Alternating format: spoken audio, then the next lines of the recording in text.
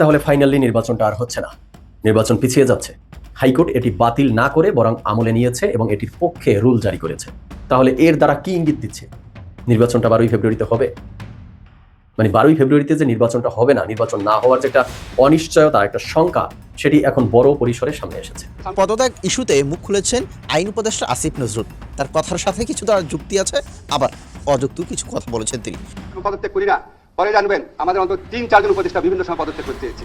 এই অন্যায় আক্রমণ, অন্যায় সমালোচনা, সারাক্ষণ গালাগালি, অশ্লীল অশ্রাব্য গালাগালি, প্রাণ নাশের আশঙ্কা, মানে প্রাণ নাশের হুমকি, অবর্ণনীয় জীবন, এই জীবন কেউ উপভোগ করে। মানে আসিফ নজরুল নিজের বায়োডাটাটা এখন ফেসবুকে এমন ভাবে পেশ করছেন তারেক রহমানের পদতলে যে তিনি এমনই বিএনপির মানে একজন গুণগ্রাহী এবং অনুসারী এবং খালেদা জিয়ার এত ভক্ত যে বিএনপির যেসব নেতারা মাসের পর মাস জেল খেটেছেন, মামলার পর মামলায় ভুগেছেন, তারা কেউ খালেদা জিয়া ভক্ত ছিলেন না। একমাত্র মির্জা ফখরুল ইসলাম আলমগীর আর আসিফ নজরুল, তারা দুজন নাকি খালেদা জিয়ার পক্ষে কথা বলেছেন। আওয়ামী লীগের উপর থেকে নিষেধাজ্ঞা তুলে নিয়ে নতুন করে নির্বাচনের তফসিল ঘোষণা হলে কী ধরনের পরিস্থিতি হতে পারে সেই বিষয়েও খলিলুর রহমানের সঙ্গে আমেরিকার প্রতিনিধিদের আলোচনা হয়েছে। আজ না হোক কাল এই নির্বাচন যদি হয়, যার সম্ভাবনা খুব বেশি অন্তত এই মুহূর্তে, তাহলে এই সরকারকে ভেঙে দিয়ে নতুন করে ভোটের ব্যবস্থা করতেই হবে। দর্শক, বিরল একটা ঘটনা ঘটেছে আজকে। আন্তর্জাতিক অপরাধ ট্রাইব্যুনাল, যে ট্রাইব্যুনালে এখন শেখ হাসিনা সহ আওয়ামী লীগের নেতা মন্ত্রী বড় বড় নেতা তাদের বিচার হচ্ছে, এবং এরই মাঝে শেখ হাসিনা, আসাদুজ্জামান খান কামালের মৃত্যুদণ্ড যে আদালত থেকে দেওয়া হয়েছে, সেই আদালত আওয়ামী লীগের একজন শীর্ষ নেতার জামিন দিয়েছেন। এটা একটা চাঞ্চল্যকর ঘটনা। আন্তর্জাতিক অপরাধ ট্রাইব্যুনালে প্রথমবারের মতো কাউকে জামিন দেওয়ার ঘটনা ঘটল। দর্শক, নতুন একটা নিউজ আপনাকে স্বাগতম। প্রিয় দর্শক, বাংলাদেশের যে বর্তমান রাজনৈতিক প্রেক্ষাপট এবং যে পরিস্থিতির সৃষ্টি হয়েছে তারই আলোকে আপনাদের সামনে কয়েকটা গুরুত্বপূর্ণ খবর নিয়ে হাজির হয়েছি, যার কিছুটা অংশ বিশেষ ইতিমধ্যেই ভিডিওর শুরুতেই দেখেছেন। তো দর্শক, ভিডিওর শুরুটা দেখেই কিন্তু বুঝতে পেরেছেন যে আজকে নিউজটা ঠিক কতটা গুরুত্বপূর্ণ হতে চলেছে। তাই বলবো, যারা ভিডিওটি অন করেছেন না টেনে সম্পূর্ণ নিউজটি মনোযোগ সহকারে দেখতে থাকুন। দর্শক, আর কথা না বাড়িয়ে চলুন দেখে আর আজকে সেই কাঙ্ক্ষিত ভিডিওগুলো। তবে তার আগে বলবো, যারা প্রতিনিয়ত আপডেট খবর দেখতে চান তাহলে অবশ্যই আমাদের চ্যানেলটি সাবস্ক্রাইব করে পাশে থাকা বেল আইকনটি ক্লিক করে দিন। আর যারা ইতিমধ্যেই চ্যানেলটি সাবস্ক্রাইব করে রেখেছেন তাদেরকে অসংখ্য ধন্যবাদ। তো চলুন দর্শক, ভিডিওটিতে একটি লাইক দিয়ে আমরা ধারাবাহিকভাবে সবগুলো ভিডিওর আলোচনা দেখে আসি। তাহলে ফাইনালি নির্বাচনটা আর হচ্ছে না, নির্বাচন পিছিয়ে যাচ্ছে। দর্শক শ্রোতা অবাক হতে পারেন যে এই মুহূর্তে এসে আমি এই প্রশ্ন কেন করছি। তবে আপনারা এটাও জানেন যে কোনো তথ্য প্রমাণ ছাড়া, উইদাউট এভিডেন্সে আমি আমার মন গড়া কোনো কথা বলি না। গত সপ্তাহে জাতীয় পার্টিকে নির্বাচনের বাহিরে রাখার জন্য বা জাতীয় পার্টির মনোনয়ন বাতিল করার লক্ষ্যে হাইকোর্টে একটি রিট করা হয়েছিল, এবং স্বভাবত অনেকেই ধরে নিয়েছিল যে এই রিটটি হাইকোর্ট থেকে খারিজ হয়ে যাবে, বাতিল হয়ে যাবে। কিন্তু না, গতকালকে আমরা দেখলাম যে এই রিটের হিয়ারিংয়ে হাইকোর্ট এটি বাতিল না করে বরং আমলে নিয়েছে এবং এটির পক্ষে রুল জারি করেছে। আজকে এই বিষয় নিয়েই দর্শক শ্রোতা কথা বলবো। তো শুরুতে চলুন একটু তথ্যচিত্রের মাধ্যমে দেখার চেষ্টা করি। জাতীয় পার্টি ও এনডিএফ, এই এনডিএফ হলো, আমরা জানি যে জাতীয় পার্টির মধ্যে অনেক ভাগ রয়েছে, এই কিছু ভাগ নিয়ে, কিছু অংশ নিয়ে একটা জোট, যেটা হলো এনডিএফ। এই জাতীয় পার্টির প্রার্থীদের মনোনয়ন কেন বাতিল হবে না এটি জানতে চেয়েই আসলে রিটটা করা হয়েছিল। তো সেই রিট আদালত আমলে নিয়েছে এবং এর পক্ষে রুল জারি করেছে। তো এই রুলে কি বলা হয়েছে সেটা একটু দেখার চেষ্টা করি। 2 সপ্তাহ সময় দেওয়া হয়েছে, দ্যাট মিনস 15 দিন। ইলেকশন কমিশন এবং এই ইলেকশনকে কন্ডাক্ট করার জন্য অন্যান্য যে প্রতিষ্ঠান বা সংস্থা রয়েছে তাদেরকে আদালত থেকে 15 দিন সময় ধার্য করে দিয়েছে, কারণ দর্শানোর জন্য যে কেন জাতীয় পার্টির প্রার্থীদের মনোনয়ন বাতিল করা হবে না। এবার একটা হিসাব আপনারা মিলিয়ে দেখুন তো, যেই 12ই ফেব্রুয়ারিতে নির্বাচন হওয়ার কথা, নির্বাচনের সম্ভাব্য তারিখ, আজকে থেকে সেই 12ই ফেব্রুয়ারির কতদিন বাকি আছে? আর 1 মাস নেই। আজকের দিনটি চলে গেলে 28 দিনের মতো সময় বাকি থাকবে। তো এই 28 বা 29 দিনের মধ্যে 15 দিন এই জাতীয় পার্টির ইস্যু নিয়ে হাইকোর্টের এই রুল জারি করার বিষয়টা ঝুলে আছে এক কথায়। তাহলে এর দ্বারা কি ইঙ্গিত দিচ্ছে? নির্বাচনটা 12ই ফেব্রুয়ারিতে হবে। মানে 12ই ফেব্রুয়ারিতে যে নির্বাচনটা হবে না, নির্বাচন না হওয়ার যে একটা অনিশ্চয়তা, একটা শঙ্কা, সেটি এখন বড় পরিসরে সামনে এসেছে। তো এই যে জাতীয় পার্টিকে নিষিদ্ধের দাবি নিয়ে হঠাৎ করে এই মুহূর্তে রিট করা, এটা আসলে কেন? নিশ্চিত বলা যায় এই নির্বাচনটাকে বানচাল করে দেওয়ার জন্য, নির্বাচনটাকে পিছিয়ে দেওয়ার জন্য, নির্বাচনটাকে একটা অনিশ্চয়তার মুখে ফেলে দেওয়ার জন্য। তো এই নির্বাচনটাকে বানচাল করার জন্য জাতীয় পার্টিকে টার্ম কার্ড হিসাবে ব্যবহার করে বা জাতীয় পার্টিকে নিয়ে গেম খেলে, ম্যাটিকুলাস ডিজাইন করে যে নির্বাচনটাকে বানচালের উদ্দেশ্যে এই রিট করা, তো এটি আসলে কারা করছে বা এর পেছনে কারা আছে? দর্শক শ্রোতা, আজকে এই বিষয় নিয়েই কথা বলবো। চলুন ডিরেক্ট মূল আলোচনায় চলে যাই। হিট দ্য পয়েন্টে। Hit the point number 1। আপনারা প্রশ্ন করতে পারেন যে বর্তমানে রাজনীতির মাঠে মুখোমুখি পজিশনে বা ভোট যুদ্ধে তো আছে দুটো পক্ষ, বিএনপি এবং তাদের জোট, অপরদিকে জামাত, এনসিপি, চরমনাই সহ তাদের 11 দলের জোট। তো এর মাঝে জাতীয় পার্টি থাকলেই বাকি আর না থাকলেই বাকি। জাতীয় পার্টির মতো একটা দল, তাকে কেন্দ্র করে এই মুহূর্তে কি এমন গেম খেলা যাবে যেটা নির্বাচনকে পিছিয়ে দিতে পারে? স্বভাবতই প্রশ্নটা মাথায় আসতে পারে। কিন্তু জাতীয় পার্টি এই মুহূর্তে এত ছোট দল না, ছোট ইস্যু না, বরং জাতীয় পার্টিকে কেন্দ্র করে নির্বাচনটাকে আসলেই বানচাল করা যায়। কারা করছে সেই বিষয়টি আমরা এখন দেখব। তো এই বিষয় দেখতে হলে আমাদেরকে ছোট্ট করে একটু অ্যানালাইসিস করতে হবে যে জাতীয় পার্টিকে নির্বাচন থেকে বাদ দিতে পারলে, সাইড করে রাখতে পারলে বেনিফিটেড হচ্ছে কারা, লাভবান হচ্ছে কারা, সুবিধা পাবে কারা। এটি যদি আমরা অ্যানালাইসিস করে বের করতে পারি তাহলেই বিষয়টা একদম পানির মতো ক্লিয়ার হয়ে যাবে। চলুন তাহলে এবার আসি হিট দ্য পয়েন্ট নাম্বার 2। আচ্ছা, বর্তমানে যে দুটো পক্ষ, আগামীর নির্বাচনকে কেন্দ্র করে বিএনপি তাদের জোট আর জামাত চরমনাই এনসিপি বা তাদের 11 দলের জোট, এই দুই দলের জোটের মধ্যে এই 24-এর আন্দোলনের পর থেকে অদ্য পর্যন্ত এই 16-17 মাসের এই লং সময়ে এই দুটো প্রধান পক্ষের অ্যাক্টিভিটিগুলো রাজনীতির মাঠে আমরা একটু সংক্ষেপে সাইড টু সাইড কম্পেয়ার করার চেষ্টা করি। বিএনপিকে আমরা সেই 24-এর আন্দোলনের পর থেকে অদ্য পর্যন্ত একটা পজিশনেই স্ট্রং থাকতে দেখেছি, সেটা হলো নির্বাচন। তারা তাদের নির্বাচনের দাবিতেই অনড় ছিল, এখান থেকে বিন্দু পরিমাণেও তারা সরে যায়নি। আর অপরদিকে জামাত, এনসিপি, চরমনাই তারা বিভিন্ন সময় এই 16-17 মাসে বিভিন্ন বাক বদল করেছে রাজনীতির মাঠে।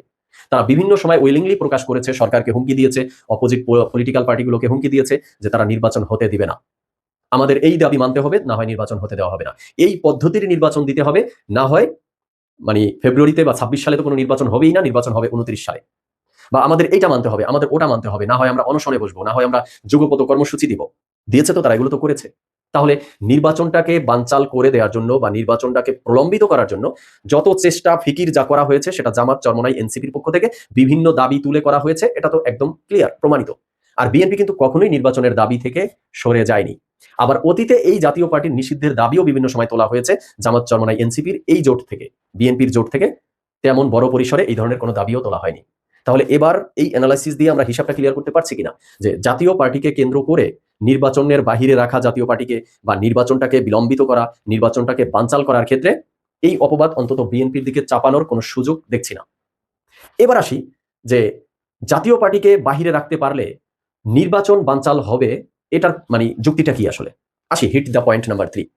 আচ্ছা, এই যে প্রধান দুটি পক্ষ আমরা দেখতেছি, এই দুটো পক্ষের কোনো একটা পক্ষ যদি বেঁকে বসে যে আমরা এই কারণে নির্বাচনে যাব না, বা আমরা নির্বাচন বয়কট করে দিলাম। ধরুন এই নির্বাচন বয়কটের দাবিটা যেহেতু বিএনপি সবসময় নির্বাচনের পক্ষেই আছে, উদাহরণের ক্ষেত্রে তাদের উপরে না রেখে উদাহরণস্বরূপ আমরা জামাত, চরমনাই, এনসিপির উপরে রাখলাম যে তারাই কালকে পরশু বা আগামী সপ্তাহে বলে বসলো, দাবি করে বসলো যে আমরা এই কারণে নির্বাচনে যাব না। তাহলে বিএনপির দ্বারা কি নির্বাচন হওয়া সম্ভব? আছে কি মাঠে? হ্যাঁ, এখানেই সেই গুরুত্বপূর্ণ ট্রিক্স যে জাতীয় পার্টি আছে। হয়তোবা আমরা ভাবতেছি এই মুহূর্তে জাতীয় পার্টি থাকা বা না থাকা কি, সাধারণ চোখ থেকে এটাই মনে হচ্ছে, বাট জামাত, চরমনাই, এনসিপির জোট থেকে যদি নির্বাচন বয়কট করা হয় তখন কিন্তু জাতীয় পার্টি একটা গুরুত্বপূর্ণ ইস্যু হয়ে দাঁড়াবে। বিগত তিন টার্মে আওয়ামী লীগের নির্বাচনের সময় যেমন জাতীয় পার্টি একটা গুরুত্বপূর্ণ পার্ট ছিল আওয়ামী লীগের নির্বাচনের ক্ষেত্রে, তেমনি তখন বিএনপিকে চাপে ফেলতে চাইলেও তখন একটা পক্ষ থাকে মাঠে, সেটা হলো জাতীয় পার্টি। তখন জাতীয় পার্টিকে বিএনপির এগেনস্টে দাঁড় করিয়ে দিয়ে একটা নির্বাচন করার সম্ভাবনা থেকে যায়। আর সেই জন্যই জামাত, চরমনাই, এনসিপির পক্ষ থেকে এর পূর্বেও তারা এই জাতীয় পার্টিকে নিষিদ্ধের দাবি বারবার তুলেছে, যাতে করে নির্বাচনটাকে টোটালি জামাত, চরমনাই, এনসিপি তাদের কন্ট্রোলে নিয়ে আসতে পারে, যে আমরা চাইলেই নির্বাচনটা হবে, আমরা বেঁকে বসলেই ডক্টর ইউনূসের সরকারের পক্ষে নির্বাচন দেওয়া সম্ভব না। এবার হিসাব তো ক্লিয়ার।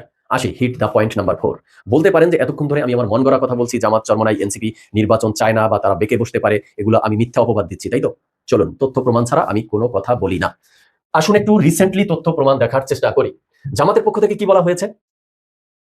বিরাজমান পরিস্থিতিতে অবাধ, সুষ্ঠু ও গ্রহণযোগ্য নির্বাচন সম্ভব না। মিলাতে পেরেছেন? আসি এনসিপির পক্ষ থেকে কি বলা হয়েছে? লেভেল প্লেইং ফিল্ড নিয়ে শঙ্কা তৈরি হয়েছে, নির্বাচনের জন্য আইন শৃঙ্খলা পরিস্থিতি ঠিক নেই।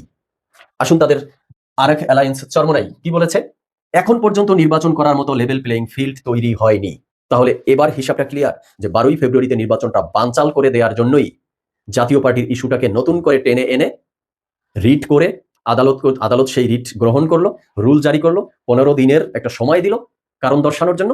তার মানে নির্বাচনটা বড় ধরনের একটা অনিশ্চয়তার মধ্যে পড়ে যাচ্ছে। তো দর্শক শ্রোতা, এবার আপনারা আপনাদের মতামত দিবেন যে এই সার্বিক পরিস্থিতিতে যেখানে নির্বাচনের বাকি আছে আর 28 দিন বা 27 দিন, সেখানে এই মুহূর্তে এই সিচুয়েশনগুলো দাঁড় হওয়ার দ্বারা কি ইঙ্গিত করে 12ই ফেব্রুয়ারিতে আসলে নির্বাচনটা হওয়া সম্ভব? আর 12ই ফেব্রুয়ারিতে নির্বাচনটা না হওয়ার জন্য, এই নির্বাচনটাকে বানচাল করে দেওয়ার জন্য এর পিছনে এই পলিটিক্যাল গেম জাতীয় পার্টিকে কেন্দ্র করে কারা খেলছে, এই মেটিকুলাস ডিজাইন কারা খেলছে, এর মধ্যে জাতীয় পার্টিকে নিয়ে টানা হেসরা কারা শুরু করে দিয়েছে? দর্শক, বিরল একটা ঘটনা ঘটেছে আজকে। বিরল বলছি এই কারণেই যে এই ঘটনা ঘটার কথা নয়। আন্তর্জাতিক অপরাধ ট্রাইব্যুনাল, যে ট্রাইব্যুনালে এখন শেখ হাসিনা সহ আওয়ামী লীগের নেতাদের মন্ত্রী, বড় বড় নেতা তাদের বিচার হচ্ছে, এবং এরই মাঝে শেখ হাসিনা, আসাদুজ্জামান খান কামালের মৃত্যুদণ্ড যে আদালত থেকে দেয়া হয়েছে, সেই আদালত আওয়ামী লীগের একজন শীর্ষ নেতার জামিন দিয়েছেন। এটা একটা চাঞ্চল্যকর ঘটনা। আন্তর্জাতিক অপরাধ ট্রাইব্যুনালে প্রথমবারের মতো কাউকে জামিন দেওয়ার ঘটনা ঘটল। হঠাৎ করে আন্তর্জাতিক অপরাধ ট্রাইব্যুনাল একজন আসামিকে, আওয়ামী লীগের নেতাকে কেন জামিন দিলেন? দৈনিক মানবজমিন এই তথ্যটা নিশ্চিত করছে। মানবজমিনের শিরোনামটা দেখে নিতে পারেন। সেখানে বলা হচ্ছে, কয়েকটি শর্তে ট্রাইব্যুনালে প্রথম জুলাই হত্যা মামলার আসামির জামিন। জুলাই হত্যা মামলার আসামি তিনি। সেখানে বলা হচ্ছে, জুলাই গণঅভ্যুত্থান চলাকালে হত্যাসহ মানবতাবিরোধী অপরাধের ঘটনায় করা মামলায় আন্তর্জাতিক অপরাধ ট্রাইব্যুনালে প্রথমবারের মতো কোনো আসামির জামিন মঞ্জুর করা হয়েছে। লক্ষ্মীপুরের আসামি তিনি। লক্ষ্মীপুরের একটা ঘটনা। লক্ষ্মীপুরে 5 জন নিহতের ঘটনায় দায়ের করা এই মামলায় মানবিক কারণ বিবেচনায় প্রথমবারের মতো হুমায়ুন কবির পাটোয়ারি নামে এক আসামিকে জামিন দিয়েছেন আদালত আজকে। তিনি লক্ষ্মীপুর সদর উপজেলা আওয়ামী লীগের সভাপতি, বড় নেতা, এবং সদর উপজেলার চর রুহিতা ইউনিয়ন পরিষদের চেয়ারম্যানও ছিলেন। গণ অভ্যুত্থানে আওয়ামী লীগ ক্ষমতাচ্যুত হওয়ার পর গত আগস্ট মাসে তাকে ঢাকা থেকে গ্রেপ্তার করা হয়েছিল। আসামিপক্ষের দাবি অনুযায়ী হুমায়ুন কবির লিভার সিরোসিসে ভুগছেন এবং তার শারীরিক অবস্থা গুরুতর হওয়ায় তাকে জামিন দেওয়া হয়। লিভার সিরোসিস, তার মানে হচ্ছে যে তার বাঁচার আশা একেবারেই প্রায় শূন্যের কোটায়। সেরকম একটা অবস্থায় আদালত মানবিক দিক বিবেচনা করে তার জামিন দিয়েছেন। তার মানে হচ্ছে যে আন্তর্জাতিক অপরাধ ট্রাইব্যুনালের বিপক্ষে অনেক সমালোচনা থাকলেও তারা মানবিক দিক বিবেচনা করছেন, এটা এই দৃষ্টান্তটা তারা স্থাপন করলেন। আজকে আন্তর্জাতিক অপরাধ ট্রাইব্যুনাল 2 এর চেয়ারম্যান বিচারপতি নজরুল ইসলাম চৌধুরীর নেতৃত্বে 3 সদস্যের বেঞ্চ এই ঐতিহাসিক আদেশ দেন। এটাকে ঐতিহাসিক আদেশ বলা হচ্ছে। ট্রাইব্যুনালের অপর 2 সদস্য দায়রা জজ মঞ্জুরুল বাসিত এবং জেলা দায়রা জজ নূর মোহাম্মদ শাহরিয়ার কবির। তবে জামিনের ক্ষেত্রে ট্রাইব্যুনাল তাকে 4টি সুনির্দিষ্ট শর্ত দিয়েছেন। শর্তগুলো কি কি? জামিনের পর আসামি যেখানে থাকবেন সেই স্থায়ী বা অস্থায়ী ঠিকানা ট্রাইব্যুনালের তদন্ত কর্মকর্তাকে জানাতে হবে। ভালো। আসামি কোনো ধরনের গণমাধ্যম, টিভি, পত্রিকা বা সামাজিক যোগাযোগ মাধ্যমে, ফেসবুক, ইউটিউবে কোনো বক্তব্য দিতে পারবেন না। তাহলে জামিন দেওয়ার কোনো যুক্তিও ছিল না। যদি ফেসবুক, ইউটিউবেও না লিখতে পারে তাহলে তো তার একেবারেই তাকে রুদ্ধ করেই রাখা হলো এক ধরনের। 3 নম্বর, বসবাসের ঠিকানা পরিবর্তন করলে অবশ্যই তদন্ত কর্মকর্তা এবং ট্রাইব্যুনালের রেজিস্ট্রারকে অবহিত করতে হবে। 4, মামলার কোনো সাক্ষী বা সংশ্লিষ্ট ব্যক্তিদের সঙ্গে যোগাযোগ করা কিংবা কোনো প্রকার হুমকি দেওয়া যাবে না, যোগাযোগ করাও যাবে না। আচ্ছা, জামিনকালীন সময়ে তিনি কোনো ধরনের আলামত নষ্ট করতে পারবেন না। ট্রাইব্যুনাল আদেশে স্পষ্ট করে বলেছেন যে যদি ওপরের যে কোনো একটি শর্ত ভঙ্গ করা হয় তবে তদন্ত কর্মকর্তা তাকে পরোয়ানা ছাড়াই তাৎক্ষণিক গ্রেপ্তার করতে পারবেন। অর্থাৎ তদন্ত কর্মকর্তাকে ফুল পাওয়ার দিয়ে দিয়েছে, যখন ইচ্ছা তখন তদন্ত কর্মকর্তা তাকে গ্রেপ্তার করতে পারবেন। সেক্ষেত্রে ভবিষ্যতে তাকে আর কখনোই জামিন দেওয়া হবে না। উল্লেখ্য, এই মামলায় বর্তমানে 3 জন আসামি গ্রেপ্তার হয়ে বর্তমানে কারাগারে রয়েছেন। তারা শাহিন আলম, হুমায়ুন কবির পাটোয়ারি এবং মোহাম্মদ সালাউদ্দিন চৌধুরী। 3 জনই আওয়ামী লীগের রাজনীতির সঙ্গে জড়িত। আওয়ামী লীগের রাজনীতির সঙ্গে তো অবশ্যই জড়িত হবে, অন্য রাজনীতির সঙ্গে জড়িত হলে তো আর মানবতা বিরোধী অপরাধের আসামি হবেন না তিনি, এটাই বাস্তবতা। কিন্তু তাকে যে 4টা শর্ত দেওয়া হলো, সেই 4টা শর্তের একটা শর্ত তিনি জীবদ্দশায় বেঁচে থাকাকালীন হয়তো আর তিনি ফেসবুক, ইউটিউব এগুলো ব্যবহার করতে পারবেন না, ফেসবুকে কোনো স্ট্যাটাসও দিতে পারবেন না। এটা এক ধরনের জেলে থাকায়, কিন্তু তাকে জেলখানায় না রেখে হাসপাতালে চিকিৎসা নেওয়ার ব্যবস্থা করে দেওয়া, ওই এক ধরনের জেলের বিকল্প হাসপাতাল, জেল যখন হয় ওই রকমই ব্যাপারটা হয়েছে যে হাসপাতালে চিকিৎসা নিতে পারবে কিন্তু স্বাভাবিক জীবন যাকে বলে সেই স্বাভাবিক জীবন তিনি পাবেন না। যদিও লিভার সিরোসিসে আক্রান্ত একজন রোগীর স্বাভাবিক জীবন বলে আর কিছু থাকার কথাও নয়। তবে এই জামিনটা বেশ উল্লেখযোগ্য যে আদালতকে নিয়ে অনেকেই বিতর্ক সৃষ্টি করার চেষ্টা করেন। আন্তর্জাতিক মহল থেকেও বহু ক্রিয়া প্রতিক্রিয়া এসেছে, বিশেষ করে শেখ হাসিনা এবং আসাদুজ্জামান খান কামালের মৃত্যুদণ্ড ঘোষণার পরে সেই কার্যক্রম, বিচারিক প্রক্রিয়া, শেখ হাসিনার, আসাদুজ্জামান খান কামালের পক্ষের আইনজীবীর নানা ধরনের কর্মকাণ্ড, এগুলো নিয়ে আন্তর্জাতিক মহল থেকে নানা রকমের সমালোচনা হয়েছে। সেই সমালোচনা সত্ত্বেও আন্তর্জাতিক অপরাধ ট্রাইব্যুনাল যখন জামিনের মতো এরকম একটা আদেশ দিলেন, তখন আমার মনে হয় যে ব্যাপারটা তারা পরিষ্কার একটা বার্তা দিতে চাইলেন যে এখানে মানবিক দিক বিবেচনা করা হচ্ছে। আমার আইন বিভাগের স্যার আসিফ নজরুলের সমস্যাই এটা।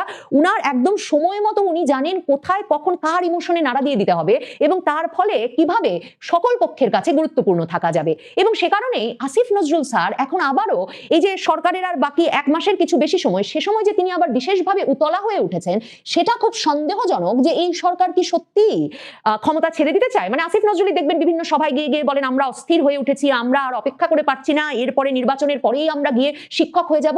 যিনি যত বেশি বলেন বুঝবেন তিনি তত ওই পথটা ছাড়তে প্রস্তুত নন। এবং এই যে আসিফ নজরুল গত কয়েকদিনে অতিরিক্ত তৎপরতা দেখাচ্ছেন ফেসবুকে, সংবাদ মাধ্যমের সামনে, বিভিন্ন জায়গায়, সেটাকে সে কারণে বিশেষভাবে লক্ষ্য করবার কারণ আছে। দেখেন, ওই যে বলছিলাম বিএনপি পন্থী সুশীল হিসেবে যখন তিনি পরিচিতি পাচ্ছিলেন তখন তিনি আবার বঙ্গবন্ধুকে নিয়ে ফেসবুকে স্ট্যাটাস দিচ্ছিলেন। যেমন আমি দেখছিলাম যে মানে আওয়ামী লীগের দোসর বলে এখন যাদের ঢাকা বিশ্ববিদ্যালয়ে চাকরি থাকছে না সেসব শিক্ষকরাও সকলে যে বঙ্গবন্ধুর জন্মদিন মৃত্যুদিনে প্রথম আলোতে বা বাংলাদেশের পত্রপত্রিকায় কলাম লিখতেন বা ফেসবুকে স্ট্যাটাস দিতেন এমন তো নয়। কিন্তু আমাদের স্যার আসিফ নজরুল যেমন ধরেন এই যে সার্চ দিলেই পাবেন, আসিফ নজরুল বঙ্গবন্ধু লিখে সার্চ দিলেই দেখবেন কেন ভালোবাসি বঙ্গবন্ধুকে। 16ই আগস্ট 2020-এও তিনি এমন লেখা প্রথম আলোতে লিখেছেন এবং সে লেখায় তিনি বলেছেন যে বঙ্গবন্ধুকে ভালোবাসতে হলে শুধু একটা জিনিস প্রয়োজন, সেটা হচ্ছে প্রকৃত দেশপ্রেম, আর এটি থাকলে আর বিবেক বুদ্ধি থাকলে বঙ্গবন্ধুকে আমাদের সবার ভালোবাসা উচিত, তার প্রতি সবার কৃতজ্ঞ থাকা উচিত। তো এখন আসিফ নজরুল জানেন যে এমন একটা মৌসুম যে প্রায় তাদের চাকরির অবসান হতে যাচ্ছে, মানে এমন যে স্বপ্ন পূরণ হয়ে গেল আসিফ নজরুলের, মানে কোনো আইনের গবেষণার জন্য না, আইনের অধ্যাপক হিসেবে তার কোনো ডেডিকেশনের জন্য না, তিনি বিরাট বাংলাদেশের একজন নির্ভরযোগ্য আইন এক্সপার্ট বিশেষজ্ঞ, সে কথা তার শত্রু মিত্র কেউ বলতে পারবেন না, এমন এক ব্যক্তি আইন উপদেষ্টা হয়ে বসেছেন। তিনি হয়ে বসেছেনই মিডিয়ায় তার প্রভাবের কারণে, এবং এ কারণে এখন তিনি আবারও দেখবেন খালেদা জিয়ার জানাজার দিন তিনি সব মানে বিভিন্ন ভিডিওতে দেখবেন আসিফ নজরুল স্যার এমন ভাবে ছোটাছুটি করছেন, মনে হচ্ছে সরকারের পক্ষ থেকে মূলত তিনি এই পুরো বিষয়টি দেখভাল করছেন। মানে ওই প্রথম সারিতে তারেক রহমানের সঙ্গে ডক্টর ইউনূসের সঙ্গে কারা কারা দাঁড়াবেন তিনি পেছন থেকে কাউকে টেনে এনে সামনে দাঁড় করিয়ে দিচ্ছেন, নিশ্চয়ই কাউকে কাউকে ধাক্কা দিয়ে পেছনেও দিয়েছেন। মানে জানাজাটা তিনি নিজে একরকমের একেবারে ঘনিষ্ঠ সহচর হিসেবে মনে হচ্ছিল সরকারের তরফে তিনি ব্যবস্থা করছেন, না হলে সরকারি ব্যবস্থাপনায় এ কাজ চলছিলই না, এমন ছুটোছুটি করছিলেন। এর পরপরই তিনি সেখানে যেমন তিনি জয়শঙ্করের সঙ্গে সরকারের প্রতিনিধি হিসেবে দেখা করতে গেলেন সংসদ ভবনে, তিনি এবং জাতীয় নিরাপত্তা উপদেষ্টা খলিলুর রহমান, এবং তারপরেই তিনি ফেসবুকে স্ট্যাটাস দেওয়ার প্রয়োজন বোধ করলেন যে অনেকে বলছেন আমি কাছুমাছু করে বসেছি, আসলে আমি খুবই মানে ব্যক্তিত্ব নিয়ে বসেছি, এসব অপপ্রচার বন্ধ করা উচিত। মানে এর মাধ্যমে তিনি আসলে একরকমের জানান দিলেন যে তিনি এস জয়শঙ্করের সঙ্গে বৈঠকে বসেছেন এবং তিনি খুব ব্যক্তিত্বের সঙ্গে বৈঠক করেছেন। মানে লোকে নজর করলো কিনা, কারণ সারা বাংলাদেশ তখন লাখ লাখ মানুষ জানাজায় যোগ দিয়েছেন, একরকমের শোক, খালেদা জিয়া নিয়েই কথা চলছে, তিনি যে এত বড় একটা গুরুত্বপূর্ণ বৈঠক করে ফেললেন, 26 লাখ ভারতীয় বাংলাদেশে কাজ করছে, এই তালিকা তিনি হয়তো তুলে দিতে পারেন নাই পররাষ্ট্রমন্ত্রী ভারতের জয়শঙ্করের সামনে, কিন্তু তাকেই যে সরকার পাঠালো, এত বড় একটা ঘটনা যে তিনি ঘটালেন, সবাই নজর করছেন কিনা, কাজেই তিনি একটা স্ট্যাটাস ছেড়ে দিলেন। এরপর তিনি স্ট্যাটাস দিলেন যে বরাবর মানে ওই যে আগে যেমন কেন বঙ্গবন্ধুকে ভালোবেসেছি সিজনে তিনি একসময় এইরকম লেখা লিখতেন, কলাম লিখতেন, এখন তিনি লিখলেন আমি খালেদা জিয়ার ভক্ত ছিলাম অনেক আগে থেকে। ফেসবুকে এমন একটা স্ট্যাটাস দিলেন, এটাও প্রত্যেকটা পত্রিকায় শিরোনাম হলো। সেখানে আসিফ নজরুল লিখলেন যে তিনি বহু আগে থেকেই বিএনপির চেয়ারপারসন ও সাবেক প্রধানমন্ত্রী বেগম খালেদা জিয়ার একজন ভক্ত, সাংবাদিক জীবনের শুরুর দিকেই তার সঙ্গে সরাসরি সাক্ষাৎ ও সাক্ষাৎকার নেওয়ার অভিজ্ঞতা তাকে গভীরভাবে প্রভাবিত করেছিল। এসব লিখতে লিখতে তিনি বললেন যে দীর্ঘ সময় ধরে রাজনৈতিক দমন পীড়নের মধ্যেও বেগম খালেদা জিয়ার পক্ষে প্রকাশ্যে কথা বলা থেকে আমি বিরত থাকিনি, মানে তিনি বিরত থাকেননি। তার ভাষায়, আসিফ নজরুলের ভাষায়, সে সময় বিএনপির মহাসচিব মির্জা ফখরুল ইসলাম আলমগীর ছাড়া খুব কম নেতাকেই তিনি খোলাখুলিভাবে খালেদা জিয়ার পক্ষে কথা বলতে দেখেছেন। মানে আসিফ নজরুল নিজের বায়োডাটাটা এখন ফেসবুকে এমন ভাবে পেশ করছেন তারেক রহমানের পদতলে যে তিনি এমনই বিএনপির মানে একজন গুণগ্রাহী এবং অনুসারী এবং খালেদা জিয়ার এত ভক্ত যে বিএনপির যে সব নেতারা মাসের পর মাস জেল খেটেছেন, মামলার পর মামলায় ভুগেছেন, তারা কেউ খালেদা জিয়া ভক্ত ছিলেন না, একমাত্র মির্জা ফখরুল ইসলাম আলমগীর আর আসিফ নজরুল, তারা দুজন নাকি খালেদা জিয়ার পক্ষে কথা বলেছেন। কিন্তু স্যারের তন্ন তন্ন করে খুঁজলেও কিন্তু খালেদা জিয়া যখন জেলে, খালেদা জিয়াকে যখন কারাবন্দী করা হলো কিংবা তার মামলাগুলো ঘটলো, তখন তিনি ফেসবুকে স্ট্যাটাস দিয়েছিলেন কিনা সেটা খুঁজে পাওয়া যাবে না। এটা একরকম ধারণার ভিত্তিতেই বলছি, কারণ না হলে স্যার সেগুলো এখন বারবার রিশেয়ার করতেন এবং সেগুলো নিশ্চয়ই বেরিয়ে আসতো। মানে তখন কিন্তু তিনি এসব নিয়ে কিছু লেখেন নাই, তখন তিনি এসব নিয়ে নাকি বলেছেন এবং মির্জা ফখরুল ইসলাম আলমগীর ছাড়া কেউ বলেন নাই বলে তিনি তারেক রহমানের সামনে পেশ করলেন তার সিভি। কিন্তু তারেক রহমানকে সিভি পেশ করলেই কি আগামী সরকারেও ক্ষমতায় থাকা যাবে, একটা মন্ত্রিত্ব পাওয়া যাবে? আসিফ নজরুল তো সব দোকান খোলা রাখতে চান, সব দুয়ার খোলা রাখতে চান। সে কারণেই তিনি আইপিএল থেকে মুস্তাফিজুরকে যখন বাদ দিল ভারতীয় ক্রিকেট বোর্ড, সাথে সাথে ফেসবুকে বসে পড়লেন এবং বললেন গোলামির দিন শেষ। বোর্ড, বাংলাদেশের ক্রিকেট বোর্ড যে একটা স্বাধীন সত্তা, তারা কিভাবে কাজ করে তিনি জানেন না, আইসিসির সঙ্গে এক একটি দেশের বোর্ডের কি সম্পর্ক তিনি জানেন না, এ ধরনের ক্ষেত্রে কি ঘটতে পারে বিশ্বকাপের নিয়মাবলী কিচ্ছু তিনি জানেন না। কিন্তু তিনি ফেসবুকে স্ট্যাটাস দিয়ে ঘোষণা দিয়ে দিলেন বাংলাদেশ বিশ্বকাপে খেলতে যাবে না, এই বিষয়ে তিনি বোর্ডকে বলে দিয়েছেন। আর তিনি বাংলাদেশের তথ্য মন্ত্রীকে বলে দিয়েছেন যে বাংলাদেশ থেকে আইপিএল সম্প্রচার করা হবে না। মানে পুরো সরকারটা তিনি পরিচালনা করছেন এবং শেষ লাইন তিনি লিখলেন গোলামির দিন শেষ। এর মাধ্যমে তিনি আবার মানে যখন জয়শঙ্কর তারেক রহমানের সঙ্গে সাক্ষাৎ করতে এসেছেন এবং বিএনপির সঙ্গে ভারত একটা সম্পর্কের সূচনা করতে চাইছে, সেটা খালেদা জিয়ার মৃত্যুর পর তাদের প্রতিক্রিয়ায় স্পষ্ট বোঝা যাচ্ছে, সেটা নিয়ে একদল বলছে বিএনপি আর ভারতে বন্ধুত্ব হয়ে গেছে। তখন একদিকে তিনি খালেদা জিয়াকে তিনি আগে থেকেই ভালোবাসতেন এটা জানান দিচ্ছেন, খালেদা জিয়ার জানাজায় দৌড়াদৌড়ি করছেন, অন্যদিকে তিনি আবার গোলামির দিন শেষ বলে স্ট্যাটাস দিয়ে একটা আরেক দল যারা কিনা ভারতীয় আধিপত্যবাদ বিরোধী রাজনীতির শীর্ষে গিয়ে বাংলাদেশের নির্বাচনে জিতে ক্ষমতায় আসবে এবং বিএনপির মতো ভারতীয় আধিপত্যবাদ বিরোধী নয় এমন দলকে ক্ষমতায় আসতে দেবে না বলে বলছে, মানে অপর পক্ষটি জামায়াতে ইসলামী, তাদেরকেও তিনি সুখী রাখার চেষ্টা করলেন। কাজে স্যার এখন একটা ভীষণভাবে মানে একটা জটিল সময় পার করছেন। একদিকে তার ভেতরে প্রত্যাশা যে নানা রকম ঘটনা দুর্ঘটনায় ডক্টর ইউনূস সরকারি লম্বা হবে, এমনকি ডক্টর ইউনূস যদি আর প্রধান উপদেষ্টা নাও থাকতে চান, যদি এই অন্তর্বর্তীকালীন সরকারের চেহারাটা কোনোভাবে বদলে যায়, তাহলে তিনি আবার প্রধান উপদেষ্টা হয়ে যাওয়ার সেই স্বপ্ন পূরণ করতে পারবেন। আর না হলে আগামী সরকার এলে তিনি যাতে মন্ত্রিত্বটা ধরে রাখতে পারেন সে কারণে তিনি একের পর এক সিভি পেশ করছেন বিভিন্ন দলের কাছে। দেখা যাক আগামী সরকারের মন্ত্রিত্ব স্যারের কপালে জোটে নাকি এই সরকারই দীর্ঘায়িত হয় স্যারদের মতো ব্যক্তিত্বদের ব্যাপক প্রচেষ্টায়। দর্শক মন্ডলী, আমি আশা করছি সবগুলো ভিডিওই আপনি মনোযোগ সহকারে দেখেছেন। সেই সাথে দর্শক, এই ভিডিওগুলো সম্পর্কিত যদি কোনো তথ্য বা মতামত থাকে তাহলে তো অবশ্যই কমেন্ট করে জানিয়ে দিন। এতক্ষণ সাথে থাকার জন্য ধন্যবাদ। নিউজটি শেষ করছি এখানেই, ফিরছে আগামী ভিডিওতে নতুন কোনো টপিক নিয়ে। আল্লাহ হাফেজ।